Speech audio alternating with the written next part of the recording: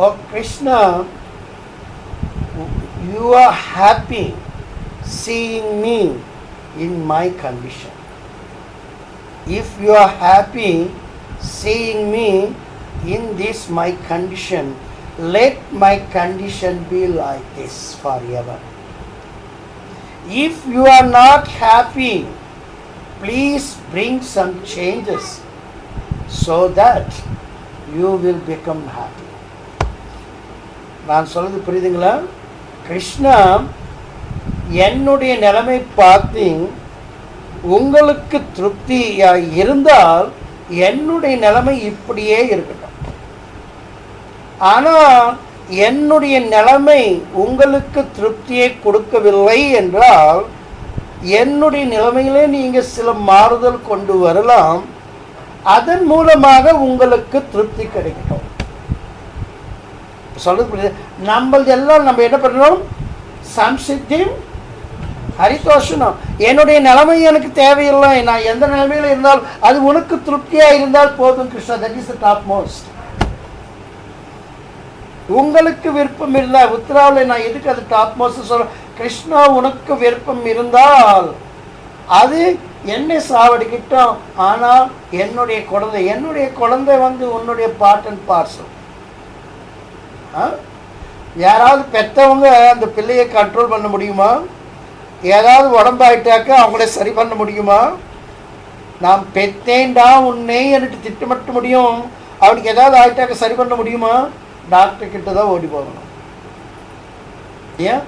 நம்மளுடைய ஒவ்வொரு காரியமும் எதற்காக இருக்கணும்? கிருஷ்ணாவுக்கு திருப்தியை கொடுக்கறத மாதிரி இருக்கணும். புரியுதா? நம்ம எந்த நிலைமையில இது பண்ணணும்? ஓ கிருஷ்ணா, என்னுடைய நிலைமை உனக்கு திருப்திகரமாக இருந்தால் என்னுடைய நிலைமை இப்படியே இருக்கட்டும். ஆனால் என்னுடைய நிலைமை உனக்கு திருப்திகரமாக இல்லை என்றால் நிச்சயமாக என்னுடைய நிலைமையில நீங்கள் சில மாறுதல் கொண்டு வரணும். அதன் மூலமாக உங்களுக்கு அதிகத்திலே அதிகம் திருப்தியே கிடைக்கணும். புரியுதுங்களா? ஒவ்வொருத்தரும் இந்த மாதிரி ப்ரேயர் பண்ணணும். The prayers are very very important. Sanding நான் பண்ணுறேன்ட்டு சொல்லிட்டே இருந்தால் அந்த சாண்டிங் எப்படி ஆகிருக்கணும்? நியமாகிரகா ஆகக்கூடாது. ஜஸ்ட் ஃபார் சாண்டிங் சேக்காக சாண்டிங் பண்ணக்கூடாது.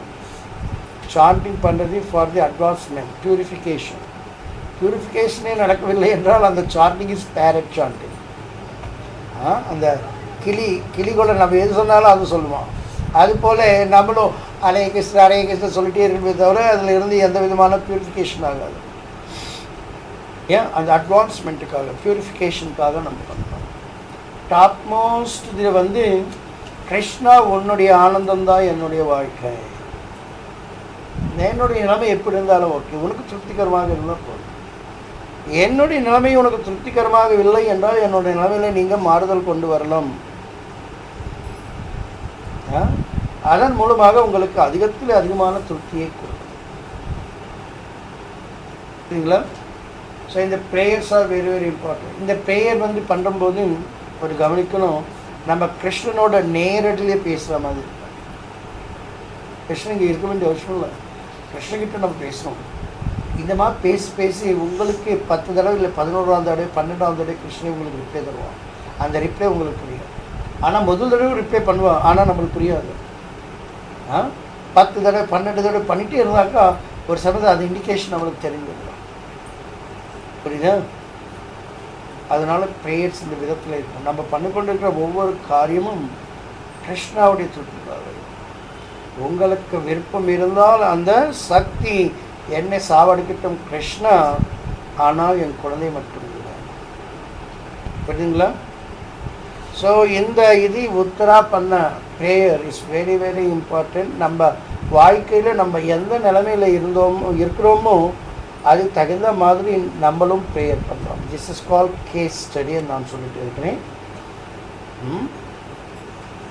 புரியுதுங்களா? உங்கள் வாழ்க்கையில் இருக்கிறது கூட நீங்கள் உங்களால் பண்ண முடியவில்லை, புரிஞ்சு கொள்ள முடியவில்லை என்றால் எங்கிட்ட வந்து கேட்டாக்க நான் உங்களுக்கு விவரத்தை சொல்கிறேன். ஓகே, அடுத்த வாரம் நம்ம முதல் ஸ்லோகம் குந்தி தேவியுடைய முதல் ஸ்லோகம் நம்ம எடுக்கிறோம்.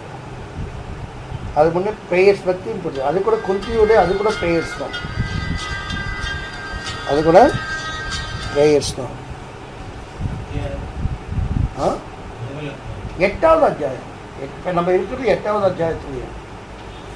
ஓகே, இதில் யாருக்காவது ஏதாவது இது இருந்தால் நீங்கள் கேட்கலாம். எனக்கு டைம் ஆயிடுச்சு.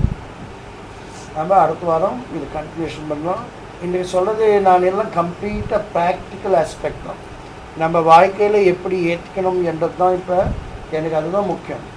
நாலேஜ் கலெக்ட் பண்ணுறது என்னுடைய ஹார்ட் டிஸ்க்கு 1 TB இருக்குது, அது நான் ஃபில்அப் பண்ணிக்கணும், இன்னும் கேப் இருக்குது, இன்னும் ஸ்பேஸ் இருக்குது நினைக்கிறது லாபம் இல்லை. நம்மளுக்கு ரியலைசேஷன் ஒரு ஸ்லோகம் புரிஞ்சு கொண்டு ஒரு ஸ்லோகத்தை ரியலைஸ் பண்ணாலும் போதும். Realisation is very very important. So இதில் யாருக்காவது ஏதாவது சந்தேகங்கள் இருந்தால்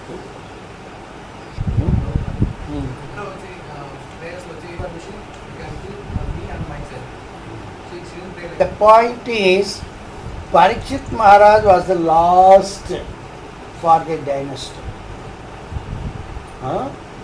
If the Parikshit Maharaj is killed, that dynasty is not.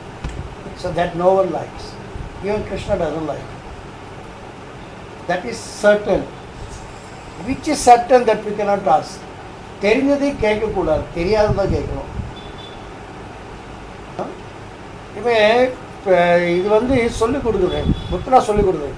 இப்போ என் குழந்தை போயிட்டாக்கா இந்த வம்சமே போயிட்டு நாசமாகிடும். கிருஷ்ணா, உனக்கு விருப்பம் யாரோ சாவடிக்கணும் என்பது, என் குழந்தைக்கு பதிலாக என்ன சாவடிச்சிடு, அப்போ இந்த வம்சம் விருத்தி ஆகிட்டே போயிட்டே இருக்கும். அது கிருஷ்ணா நோன்னு சொல்லவே முடியாது இல்லையா? நான் உன் குழந்தையை மட்டுமில்லை, உன்னை கூட நான் காப்பாற்றுறேன்னு என்றான் கிருஷ்ணா. நம்ம அந்த விதத்துக்கு ஒரு அடி நம்ம வச்சாக்கா கிருஷ்ணன் ஒரு அடி வைப்பார். ஆனால் நம்ம அடி 12 அங்குலம் தான் இருக்கலாம். அவருடைய அலை ஒரு பிளானட் சிஸ்டத்துலேருந்து இன்னொரு பிளானட் சிஸ்டம் வரலாம். புரியுதா? நம்ம always we should seeing the how to please